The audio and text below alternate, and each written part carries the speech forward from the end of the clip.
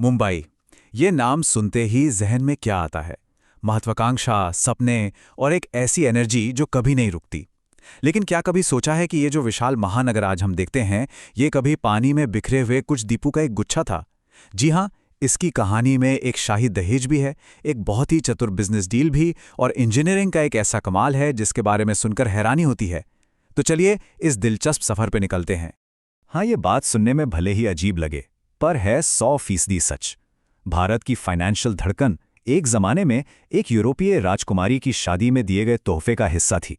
यही तो वो कमाल की बात है जो इस शहर की कहानी को इतना असाधारण बनाती है कि कैसे कुछ दलदली टापुओं ने आज के मुंबई की शक्लें ले ली। आज के मुंबई की जो गगनचुंबी इमारतें हैं, जो व्यस्त सड़कें हैं, इनके ठीक नीचे एक बहुत पुरानी कहानी दफन है। इस शहर की शुरुआत 7 अलग-अलग टापुओं के तौर पे हुई थी। सदियों तक यहाँ कोली मछुआरे और स्थानीय समुदाय रहते थे जो समंदर और जमीन के साथ पूरी तरह से मिलजुल कर अपना जीवन बिताते थे। जरा इस बदलाव की कल्पना करके देखिए। एक तरफ थे वो 7 द्वीप, बॉम्बे, कोलाबा, माहिम और बाकी सब, जहाँ मछली पकड़ने वाले गांव थे, दलदल था और छोटी-छोटी पहाड़ियाँ थीं। और दूसरी तरफ है आज का ये विशाल फैला हुआ महानगर। तो सवाल ये है कि ये हुआ कैसे? ये अलग-अलग टुकड़े आखिर एक साथ जुड़े कैसे? देखिए, यूरोपियों के आने से सदियों पहले से ये द्वीप इतिहास का एक अहम हिस्सा थे। महान मौर्य सम्राट अशोक के शासन से लेकर दिल्ली और गुजरात की ताकतवर सल्तनतों तक बहुत से शासकों ने इस इलाके की स्ट्रेटेजिक अहमियत को पहचाना था। और फिर 16वीं सदी में कहानी में एक नया मोड़ आता है।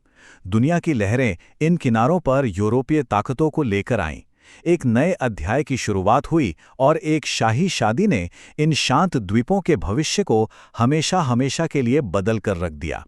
एक ऐसे रास्ते पर डाल दिया जिसके बारे में किसी ने सोचा भी नहीं था। सोचिए, जब पुर्तगाली खोजकर्ता फ्रांसिस्को डी अल्मेडा पहली बार यहां पहुंचे होंगे तो उन्होंने क्या देखा होगा? वो यहाँ के प्राकृतिक बंदरगाह की खूबसूरती से इतने प्रभावित हुए कि उन्होंने इसे नाम दिया बॉम बहाइया, यानी द गुड बे, या एक अच्छी खाड़ी। और बस यही नाम आगे चलकर थोड़ा बदला और अंग्रेजों के जमाने में बॉम्बे बन गया। अब देखिए, उस समय का हिसाब किताब कैसा था। गुजरात के सुल्तान बहादुर शाह पर ताकतवर मुगल साम्राज्य का दबाव था। पुर्तगालियों ने, जो हमेशा मौके की तलाश में रहते थे, ये देख लिया। उन्होंने मदद की पेशकश की, लेकिन एक कीमत पर। और 1534 में बेसिन की संधि के जरिए उन्होंने इन बेहद अहम द्वीपों पर अपना कंट्रोल हासिल कर लिया।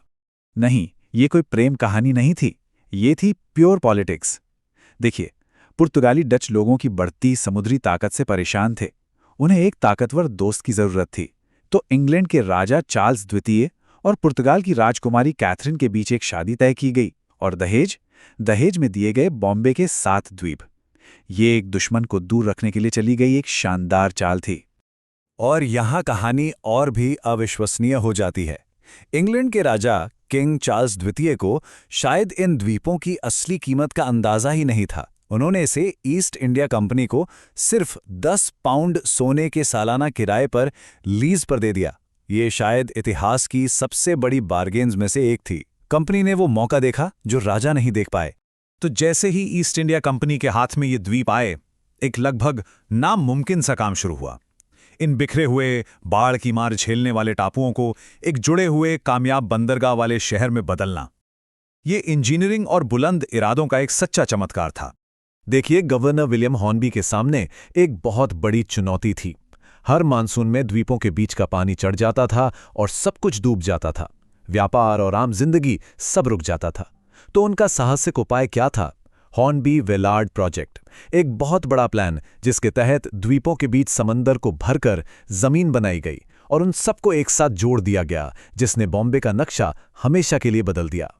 और इसका नतीजा चौंकाने वाला था।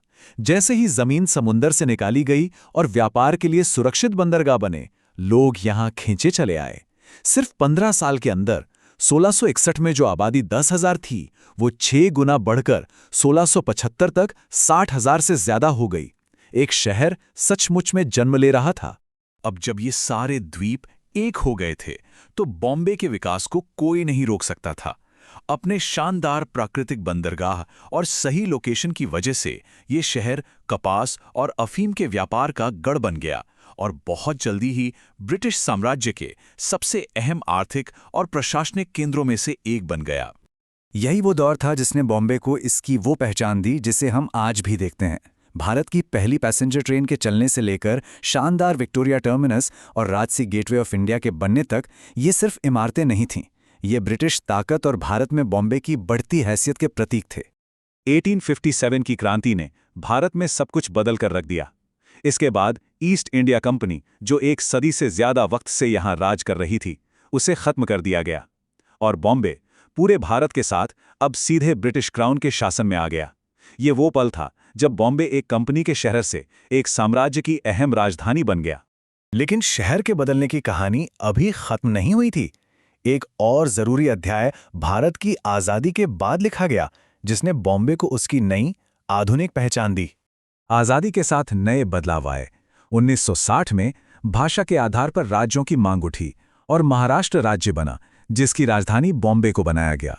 और फिर 1995 में एक बहुत ही अहम सांस्कृतिक बदलाव हुआ।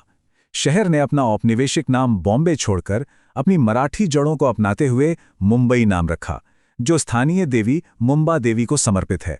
तो एक शाही दहेज से शुरू हुई कहानी 7 द्वीपों को जोड़ने वाले इंजीनियरिंग के एक चमत्कार से गुजरते हुए और आखिर में सपनों के शहर के तौर पे उभरने तक, मुंबई का सफ़र वाकई में असाधारण रहा है और यह सोचने पे मजबूर करता है कि इस हमेशा बदलते, हमेशा आगे बढ़ते शहर के लिए भविष्य में क्या लिखा है, इसका अगला अध्याय क्या होगा।